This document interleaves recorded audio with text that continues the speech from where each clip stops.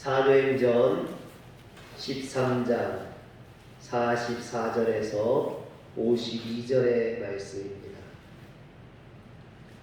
그 다음 안식일에는 온 시민이 거의 다 하나님의 말씀을 듣고자 하여 모이니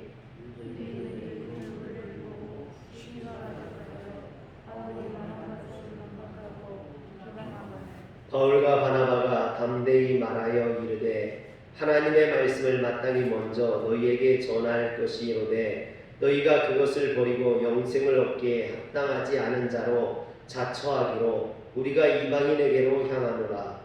주께서 이같이 우리에게 하시되 내가 너를 이방의 빛으로 삼아 너로 땅 끝까지 구원하게 하리라 하셨느니라. 이방인들이 듣고 기뻐하여 하나님의 말씀을 찬송하며 영생을 주시기로 작정된 자는 다 믿더라. 주의 말씀이 그 지방에 두루 퍼지니라. 이에 유대인들이 경건한 기도인들과 그 신의 이력자들을 선동하여 바울과 바나바를 박해하게 하여 그 지역에서 쫓아내니 그 사람이 그들을 향하여 발에 길거리를 떨어버리고 이곳이온으로 가거늘 제자들은 기쁨과 성령이 충만하니라. 아멘. 버가에서 풍토병에 걸린 사도 바울은 목숨을 걸고 험산 줄령 타우루스 산맥을 넘어 비시디아 안디옥으로 갔습니다. 그리고 안식일을 맞아 유대인의 회당에 들어가서 하나님의 말씀을 선포했습니다. 이 설교는 사도행전에 나오는 사도 바울의 첫 번째 설교로 매우 중요합니다. 그런데 바울은 이 설교에서 예수님을 영원히 썩음을 당하지 않는 분이라고 소개합니다. 비시디아 안디옥은 황제의 신전이 있고 그곳에서 사람들은 황제를 신처럼 섬겼습니다. 그러나 황제의 도시도 영원할 것 같지만 그것들은 다 썩어없어지는 존재라는 것입니다. 그러나 오직 썩음을 당하지 아니하신 예수 그리스도를 통해서만 우리는 썩음을 당하지 않을 수 있음을 깨우쳐 주는 것이죠. 평생 처음 복음을 접한 비시디아 안디옥 사람들은 바울의 설교가 끝나자 그 다음 안식일에도 또 설교를 해줄 것을 요청했습니다. 뿐만 아니라 많은 경건한 유대인들이 회당 모임이 끝났음에도 불구하고 바울을 따랐다라고 말합니다. 바울은 그런 그들에게 항상 하나님의 은혜 가운데 있으라 권면했습니다. 이는 반드시 썩어 없어질 황제의 도시 속에서 눈에 보이지 않는 영원한 진리의 길을 쫓는다는 것은 하나님의 은혜가 없이는 가능하지 않기 때문입니다. 여러분, 우리가 이 험한 세상에서 천국 시민으로 사는 방법은요, 하나님이 은혜를 베풀어 주셔야 됩니다. 그 은혜를 여러분들이 하나님의 말씀 속에서 깨달으시길 주의 이름으로 축원합니다. 바울의 말처럼 황제의 신전에서 인간의 경배를 받던 로마 황제도 이미 죽어 썩어 없어졌고 그가 군림하던 황제의 도시도 폐허가 되어버리고 말았습니다. 그러나 예수 그리스도는 영원히 썩음을 당하지 않으셨다고 외쳤던 그 바울의 설교는 오늘날까지 성경을 통해서 우리에게 전해지고 있습니다. 그래서 누구든지 영원히 썩음을 당하지 않으신 그 예수 그리스도 안에 있으면 그 역시 영원히 썩음을 당하지 않게 되는 줄 믿으시길 바랍니다. 그런데 그 다음 안식일이 되자 큰 인파가 유대인 회당으로 몰려들었습니다. 일주일 전에 바울의 설교를 듣고 감동받은 사람들이 나가서 전했던 거죠. 바울의 설교가 새롭고 정말로 이런 설교는 처음 들었다라고 소문을 냈던 겁니다. 그들의 말을 듣고 많은 사람들이 바울의 설교를 듣고자 회당으로 모여든 것입니다. 여러분, 그런데 이처럼 하나님을 알지 못하는 사람들이 하나님의 말씀을 듣기 위해서 주의 말씀을 듣기 위해서 이렇게 나왔다면 이것은 믿는 사람으로서 당연히 기뻐해야 될 일입니다. 그런데 오늘 말씀에 보면 이것을 기뻐하는 것이 아니라 오히려 바울을 시기하는 사람들이 있었다라고 말합니다. 그들은 그동안 유대인 회당에서 설교를 도맡아 해왔던 비시디아 안디옥의 유대인 종교 지도자들과 그들의 추종자들이었습니다. 평소 그들이 설교할 때는 사람들이 환호하지 않았는데 어느 날 갑자기 나타난 바울의 설교에 사람들이 환호하고 많은 인파가 모이는 것을 보자 그들은 자존심이 상했던 겁니다. 또 이 일로 인해서 자신들의 권위가 떨어질까봐 걱정을 했던 거죠. 여러분, 우리 감리교에서 등급사경회를 해요. 그런데 그 등급사경회는 무슨 등급을 먹이는 거냐? 목사님들의 등급을 먹이는 사경회래요. 그래서 등급사경회 때 성도님들이 가서 다른 교회 목사님들을 설교를 듣고 오다 보면 차 안에서 서로 이야기해요. 어떤 목사님이 좋았고 어떤 목사님이 조금 못했고 어떤 목사님은 좀 더 해야 될 것 같고 막 이렇게 등급을 먹여요. 제가 앞에서 운전하고 있으면 뒤에 타신 분들이 막 얘기하면 얼마나 웃긴지 몰라요. 그러면서 어떤 분은 너무 은혜스러웠다고 너무 좋았다라고 그래요. 그러면 저는 가만히 있어요. 근데 어떤 목사님들은 아이 그 목사님 별로라고 또 막 깎아내리고 그런 분이 있어요. 왜? 자존심이 상하기 때문에.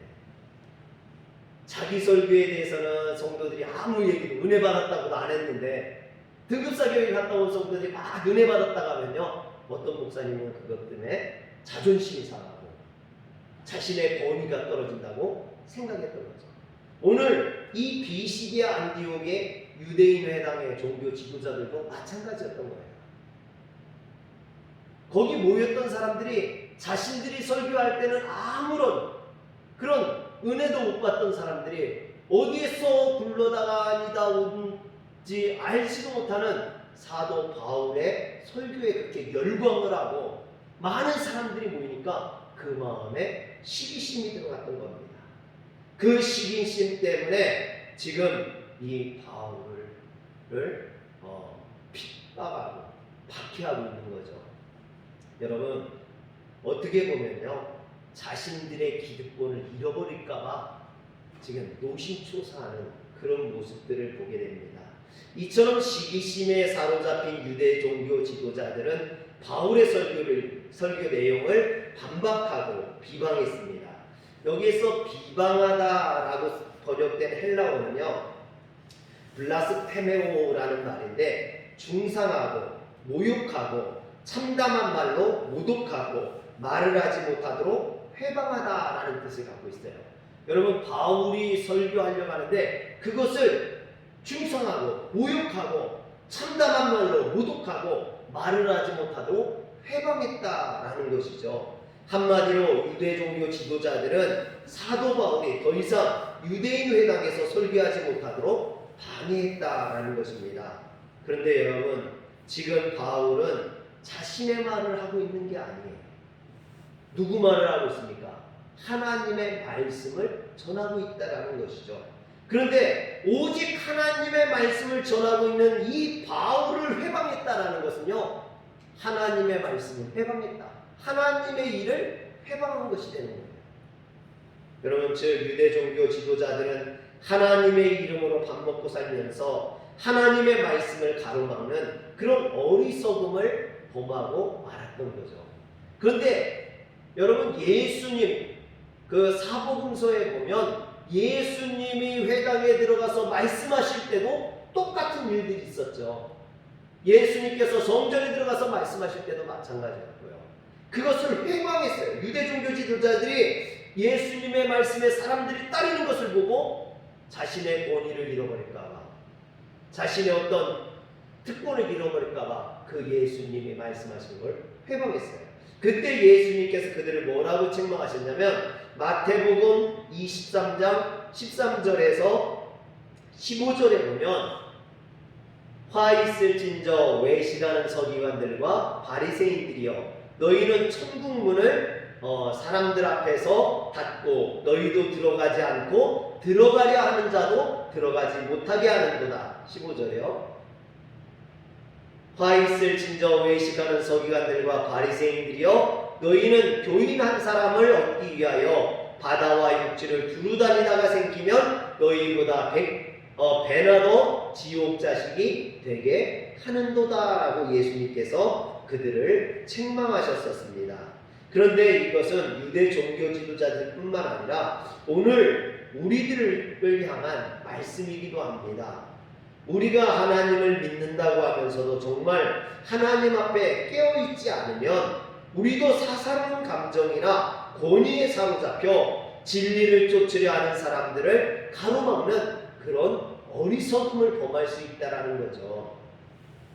그런데 이들의 회방에 바울과 바나바가 뭐라고 말하냐면 오늘 말씀 46절과 47절에 보면 바울과 바나바가 담대히 말하여 이르되 하나님의 말씀을 마땅히 먼저 너희에게 전할 것이로되 너희가 그것을 버리고 영생을 얻기에 합당하지 않은 자로 자처하기로 우리가 이방인에게로 향하노라. 주께서 이같이 우리에게 명하시되 내가 너를 이방인의 빛으로 삼아 너로 땅끝까지 구원하게 하리라 하셨느니라 그랬습니다. 여기서 바울은 자신을 회방하는 유대 종교 지도자들을 향해서 너희가 하나님의 말씀을 버리고 영생을 얻기에 합당하지 않은 자로 자처한다라고 말합니다. 여기서 자처하다라고 번역된 헬라어 크리노는요, 판정하다, 작정하다, 결정하다라는 의미를 갖고 있습니다.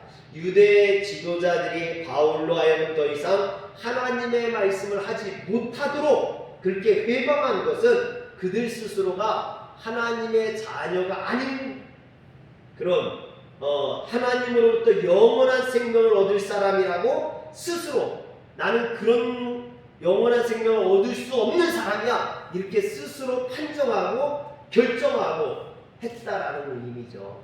사랑하는 성도 여러분, 이것이 얼마나 무서운 말입니까? 오늘 우리가 하나님의 일을 회방하면 내가 스스로 나는 하나님으로부터 구원받을 수 없는 사람이야 이렇게 결정하는 것이다라는 거예요. 또 그런 사람들에게 하나님의 말씀을 계속 전한다라는 것은 이것은 소기의 경읽기처럼 정말로 쓸모없는 짓이라는 거죠. 그래서 오늘 바울은 뭐라고 합니까? 내가 또 너를 이방인의 빛으로 삼아 나의 구원을 베풀어서 땅끝까지 이르게 하리라 그럽니다. 이것은 이사야 49장 6절에 나온 말씀이에요. 이것을 인용해서 지금 바울은 뭐라고 하는 거냐면 내가 이방인들에게 복음을 전하러 가겠다라는 거예요. 내가 너희들에게 더 이상 하나님의 말씀을 전할 필요가 없다는 거예요. 왜? 그들은 스스로 자신들은 지옥 갈 사람으로 결정했기 때문에 더 이상 하나님의 말씀을 내가 듣지 않겠다 이렇게 결정한 사람들이기 때문에 그런 사람들에게는 더 이상 하나님의 말씀을 증거할 필요가 없다는 거죠. 그래서 바울은 이방인을 위해 복음을 전하러 가겠다라고 이야기합니다. 여러분, 우리가 잘 알듯이 바울은 이방인의 사도로 하나님 앞에 부름받은 사람이죠. 2000년 전 오직 복음 전파를 위해서 바울보다 더 이방 세계를 더 돌아다녔던 사람은 한 사람도 없었습니다. 이런 관점에서 보면 이방인에게로 향하리라라고 말했던 46절에 선언했던 이 바울의 말은요, 사도 바울이 자신의 사명을 깨닫고 이방인의 사도로 나선 것으로 보여집니다. 그러나 이것은요 오해의 소지가 좀 있어요. 어떤 오해의 소지가 있냐면 바울이 더 이상 그러면 유대인에게는 내가 복음을 전하지 아니하고 이방인에게만 복음을 전한다고 하는 것이냐? 그렇지 않다라는 것이죠. 여러분, 그 바울이 유대인 회당에서 설교하지 못하도록 회방한 유대 종교 지도자들은 비시디아 안디옥의 귀부인들과 유력자들을 선동해서 바울과 바나바를 그 도시에서 쫓아냈습니다. 그리고 나서 바울이 간 곳이 어디냐면 51절에 오늘 말씀 51절에 보면 사람이 그들을 향하여 발에 티끌을 떨어버리고 이고니온으로 가보는 그랬어요. 여러분, 바울이 얼마나 그랬으면 그들에게 더 이상 복음이 필요 없다고 했으면 발에 티끌을 떨어버리고 이고니온으로 갔다 해요. 또 사도행전 14장 1절에도 보면 사람이 그들을 향하여 발에 티끌을 떨어버리고 이고니온으로 가니라 했습니다. 이처럼 사도 바울이 이제 이고니온으로 향한 겁니다.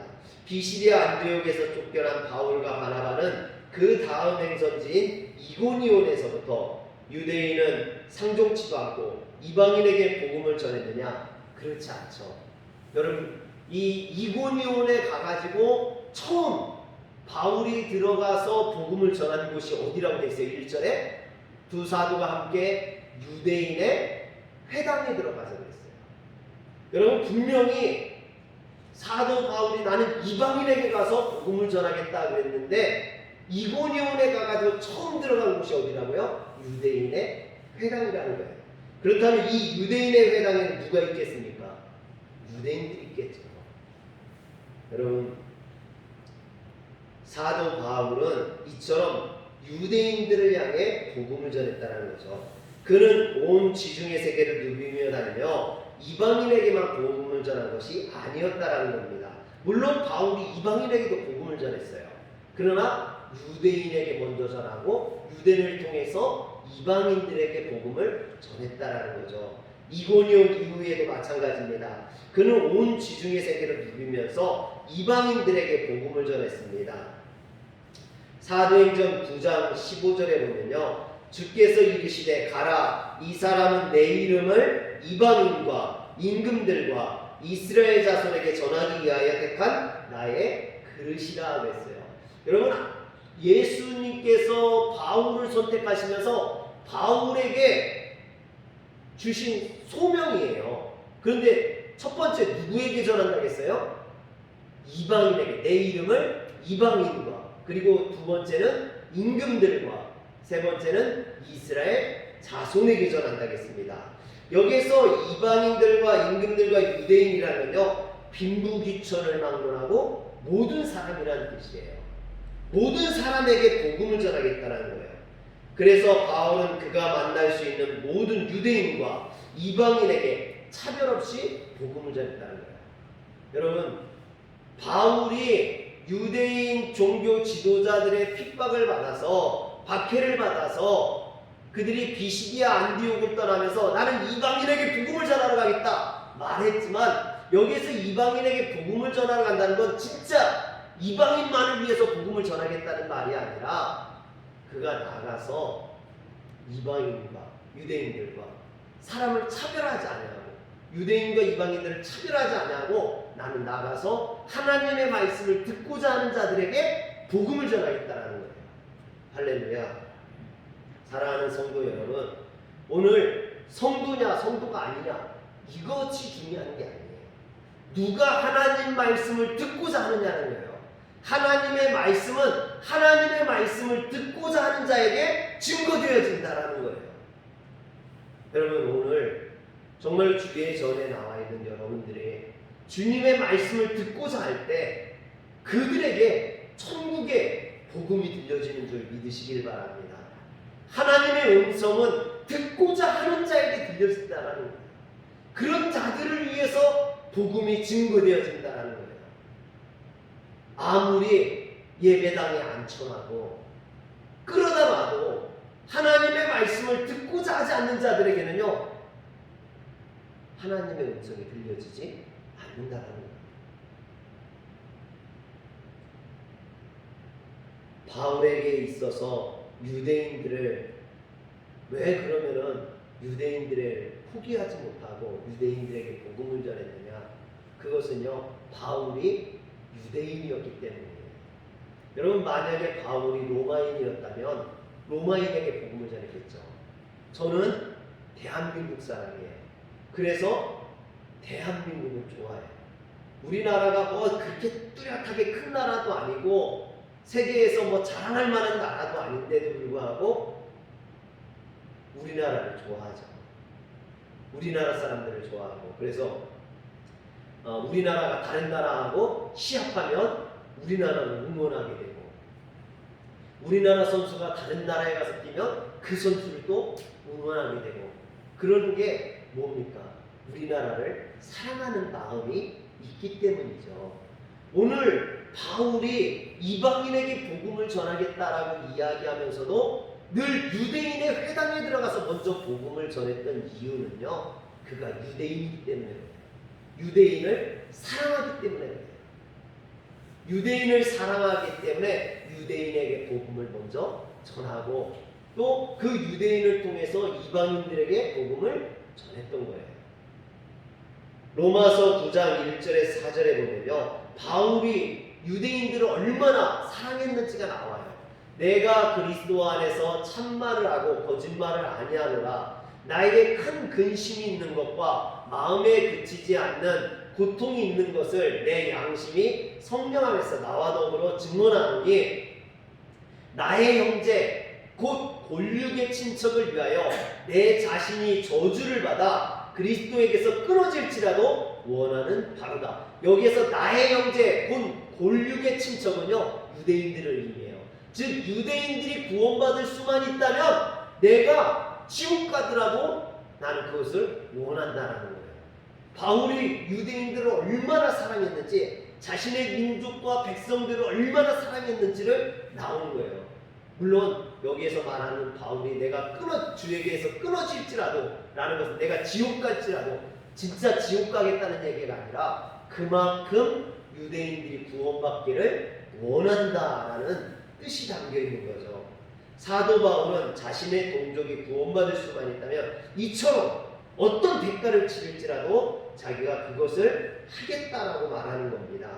바울은 그 정도로 자신의 동족을 사랑했습니다. 그래서 바울은 가는 곳마다 현지의 유대교 지도자들로부터 온갖 핍박과 박해를 받으면서도 유대인들에게 복음을 전하는 것을 멈추지 않았다라는 거죠. 오늘 우리가 이해를 해야 돼요. 사도 바울이 내가 이방인에게 가서 복음을 전하겠다, 이 말로 인해서, 또 우리가 알고 있는 사도 바울이 이방인의 사도라는 말로 인해서 사도 바울 이후로는 이방인에게만 복음을 전했다, 그게 아니라는 거예요.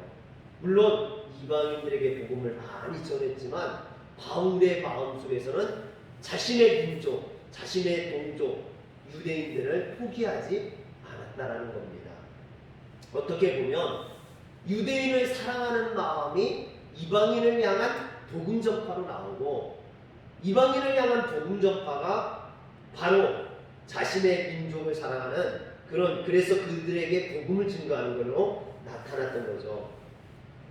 바울의 위대성은 그의 동족 사랑으로만 끝나지 않고, 바울은 자기 동족을 사랑했기에 바로 그 사랑으로 이방인 즉 인류를 사랑했다라는 겁니다. 그래서 바울의 동족 사랑은 인류 사랑의 출발점이자 원동력이 됐다는 거죠. 바울이 자기 동족을 그렇게 사랑하지 않았다면 인류를 사랑할 수 없다라는 거죠. 참된 사랑은요, 그래서 가까운 데부터 시작된다는 거예요. 여러분, 하나님을 사랑하는 사람은요, 부모를 사랑해야 되는 거예요. 부모를 사랑하지 않으면서 하나님을 사랑한다는 것은 있을 수 없다는 거죠. 자기 자녀를 사랑하지 않으면서 하나님을 사랑할 수가 없다는 거예요.